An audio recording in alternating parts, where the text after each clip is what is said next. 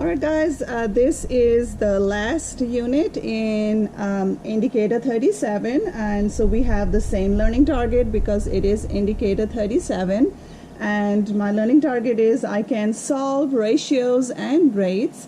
Remember that a ratio is a comparison of two quantities using division, and a rate is also the same thing, but the only difference is that in rates we do have units involved. Like I have told you before, miles per gallon, so we have different units that are involved in rates. And then unit rate is when I am writing the ratio with the denominator as 1, because it is per unit or per item cost, so that'll be unit cost. So in unit rate the denominator has got to be 1. In this indicator is basically again your blue book, which is the 8th grade book, and this is lesson 4.4b. all right, so this lesson is a lot like the functions that we have done before, the function rules, the input and the output. We know that y is always dependent on x. So a quick review of the dependent and the independent variables over here. We know that y is always dependent, so it's a dependent variable on x, because what happens, whatever you're putting into the input gives you the output. So x is always the independent variable.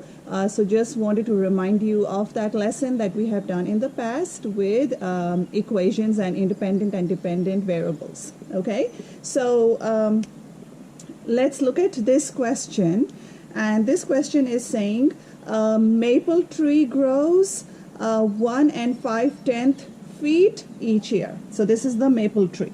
Okay, so it's growing at 1 5/10 feet each year. The table over here shows the yearly growth for a pine tree. So in the pine tree you can see over here that the time is 1, 2, 3, 4, and the growth is shown in inches. All right. So we want to make sure, in order to be able to compare, because it's saying which tree grows faster, and then to write and graph these equations on a coordinate graph. So that's what we have to do. So in order to be able to compare them, we need to make sure that the inches and the feet are not in different units. We've got to convert inches to feet also, so that'll be a better comparison. Okay, so let me go ahead first and do this one. We have this given that the maple tree is growing at 1 5/10 feet each year. So let's do the same thing, and I say time is 1 year, 2 years, 3 years, 4 years.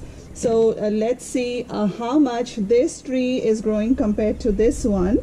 And it said 1 5/10 feet each year. So basically 1 5/10 times 1, this is going to be 1 5/10 feet.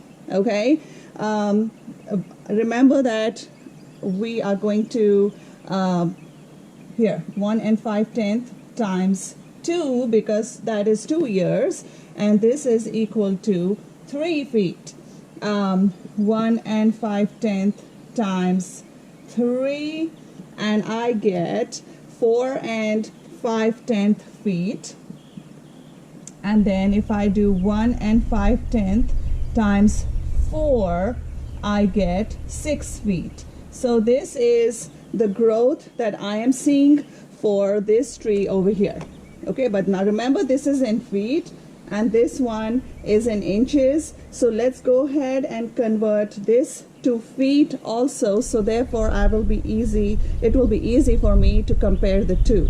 Okay, so we know that 1 foot is equal to 12 inches. 1 foot is equal to 12 inches. So if this is saying 12, this is 1 foot. Okay, so here I'm just going to make a small thing like this so I can get the same format. Okay, so 24 divided by 2, so here we get 2, and 36, this is 3, and this I get 4. So now I have my growth in feet of the pine tree. In 1 year I have 1 foot, in 2 years I have 2 feet, 3 years 3 feet, 4 years 4 feet. So if I was to write an equation, because that's another thing we've got to do, if I was to write an equation for the pine tree, I can see that y definitely is dependent on x, but is y the same as x? Yes, because this is 1, this is 1, this is 2, this is 2, this is 3, this is 3, this is 4, this is 4. Okay, so depending on the number of years and the growth, you can see the equation. Y is equal to x in this case. All right. In this one, here we have the growth, which is again dependent on the time.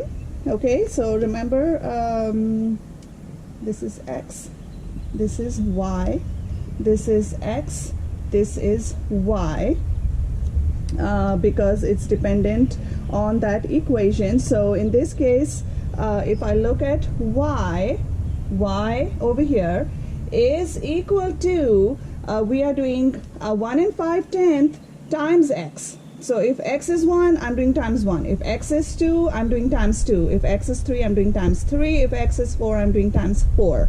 So basically that's what this is. So y, my equation is y is 1 and 5/10 x.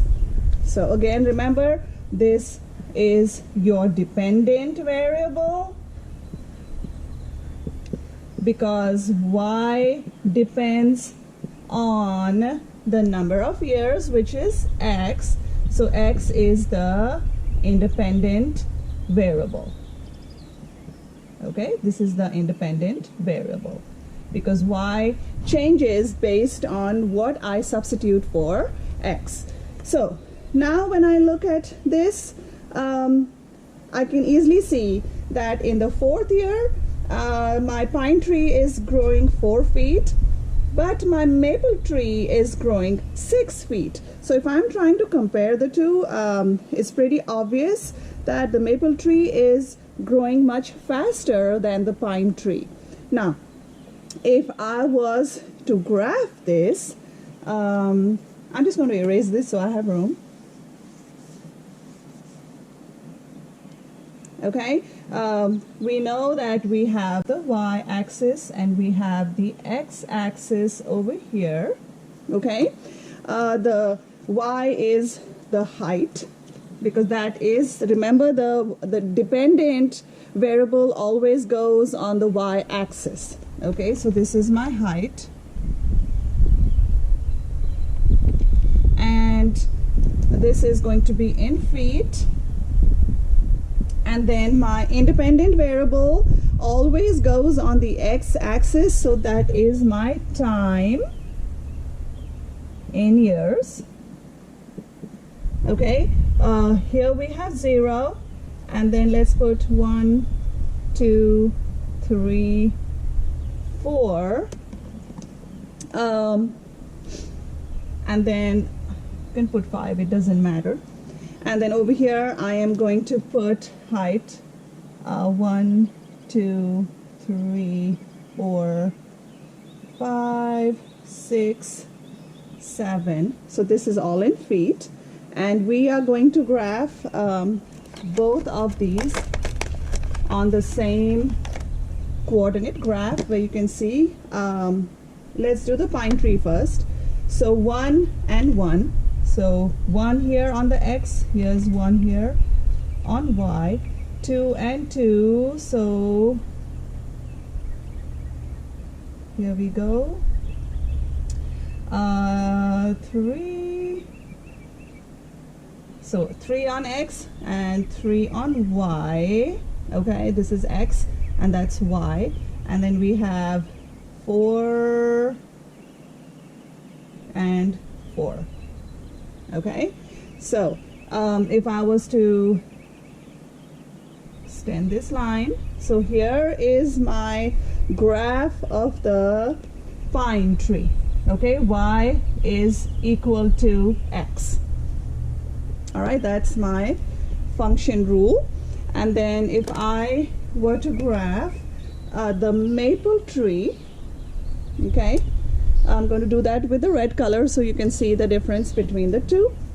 And for 1 year, this is going to be at 1 5/10, which is here.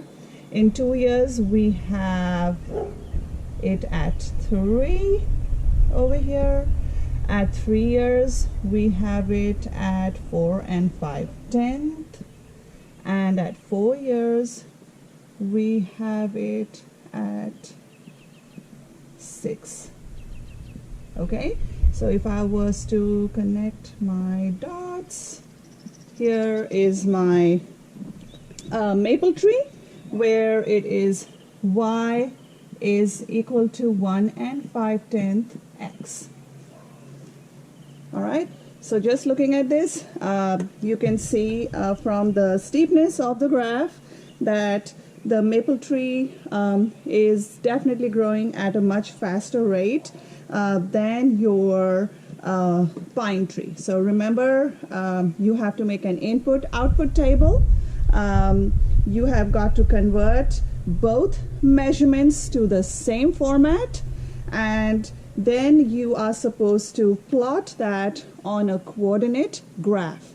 And then it, like looking at the steepness of the graph, it becomes very clear-cut as to which is going to be rising steeper, and that just tells you that the growth of that tree in this case is much faster compared to the other tree. Okay, let's go ahead and do one more problem.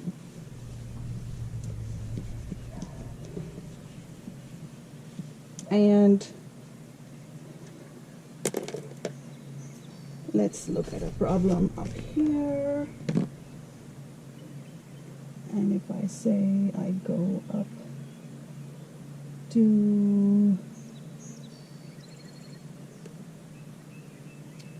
all right. So let's talk about the earnings, which is of course the earnings, it depends on number of hours that you work. So the hours that you work is going to be your independent factor, and then the amount of money you earn because of that is going to be dependent on that. Okay, so that's a dependent variable. So the earnings Y in dollars of a nighttime employee working X hours is represented by the function Y is equal to 7 5/10 x plus 30. Okay, so this is how much the nighttime person is earning. Okay, this is the nighttime employee.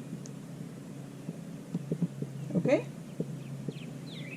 and then the table shows the earnings of a daytime employee. So the daytime employee, here's the table.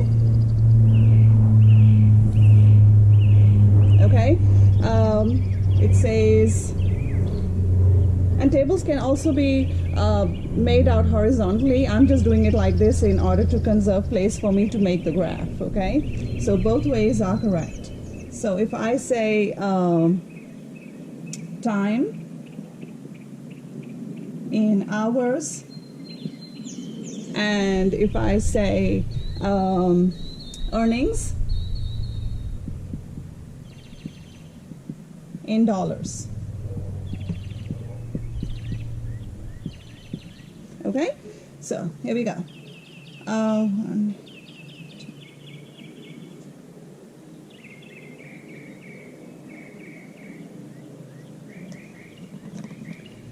The table 1 hour, 2 hours, 3 hours, 4, 5, 6, 7. Okay, so if I'm given this based on the table that is provided to me, in 1 hour this person is earning $12.50. In 2 hours it's $25. In 3 hours it's $37.50.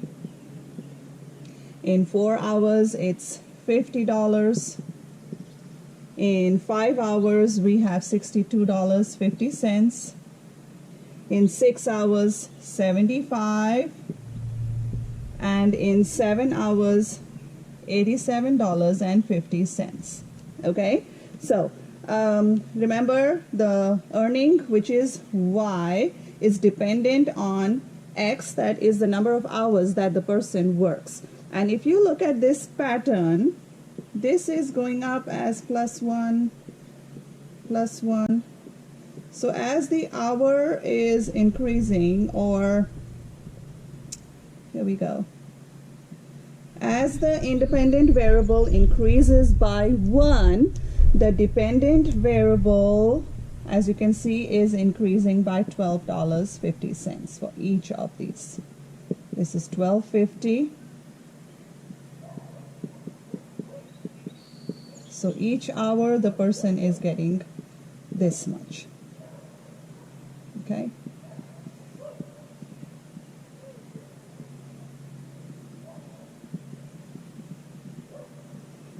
All right.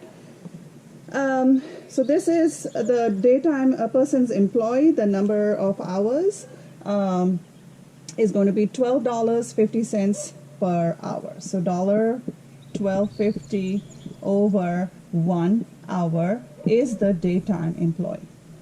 Okay.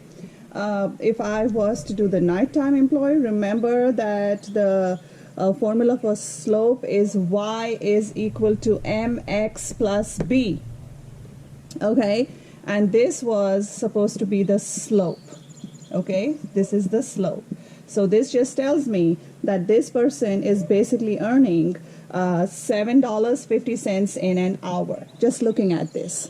Okay, so if I'm saying $7.50 in 1 hour, so obviously you can see that you know, this one has a higher pay, but this one is getting +30 along with that. So let's see in the long run who ends up earning more. Is it the person who has $12.50 an hour, or is it the nighttime employee who is getting $7.50 per hour plus 30? Okay, so in this we are going to make out another table.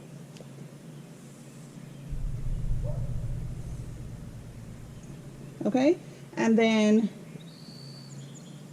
same thing, we have time in hours, and then we have the earnings in dollars. So I'm just writing dollars right now, so you can see on the left side what we're talking about. Okay, and then let's do same thing, 1, 2, 3, 4, 5, 6, and 7. Okay, so in order to solve this, let's just do per hour first. So if I do 7 and 5/10 times 1 is going to, because this is basically what I'm replacing this value. So I'm doing 7 and 5/10 times 1 plus 30. So remember everything I am substituting over here, the independent variable, times 2 plus 30. And then we're going to calculate 7 and 5/10 times 3 plus 30. 7 and 5/10 times 4 plus 30. If x is 5, 7 and 5/10 times 5 plus 30. 7 and 5/10 times 6 plus 30. 7 and 5/10 times 7 plus 30. So when we solve this, we are going to get, this is 7 and 5/10 plus 30, so I get $37.50 over here. Okay, over here I get $45 because that is 15. 7 and 5 10 times 2 is 15 plus 30, and I get $45. This is $52.50. Remember the order of operations where you have to do multiplication before addition, so that is why we are multiplying first before we do addition. Okay, the next one is $60, and then we have 67 and 50 cents, and then we have $75, and then the last one we are going to get $82.50. Okay, so $82.50. So this is my table of the two. As I can see with this, each time my independent variable is going up by 1.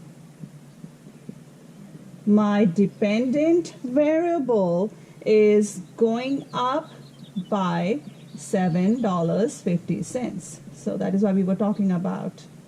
So this is all going up by $7.50, and that pattern is continuing. Okay, $7.50. Now, if I was to compare these two, and if I am going to chart it out, because I will have to make this into a coordinate graph. I'm not doing it right now based on time, but I'm just going to tell you, and I'll show the graph to you in a second. But in this case, look at this. All the time in 1 hour, 2 hours, 3 hours, if you are comparing the numbers, okay? When you're comparing the numbers, let's look at these two, all right? And it looks like the nighttime employee is getting paid more in the beginning, all right? That's because of the plus 30. But look at when they reach the time worked at 6 hours. When they reach 6 hours, the $12.50 per hour employee has $75, and the 7 and 5/10 X plus 30, the nighttime employee also has $75. Okay, and then at the end, you can see that in 7 hours, the daytime employee has $87.50. But look at the nighttime employees. The money is less now. So it's $82.50. Okay, and if I were to graph it out, I would see that the daytime employees' money is increasing.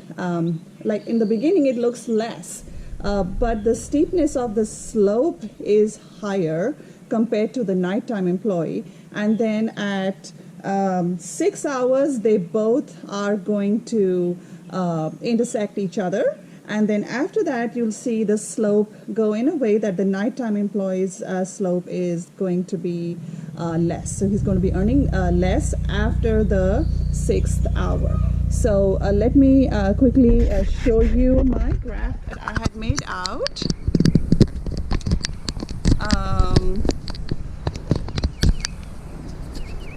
So here is my graph.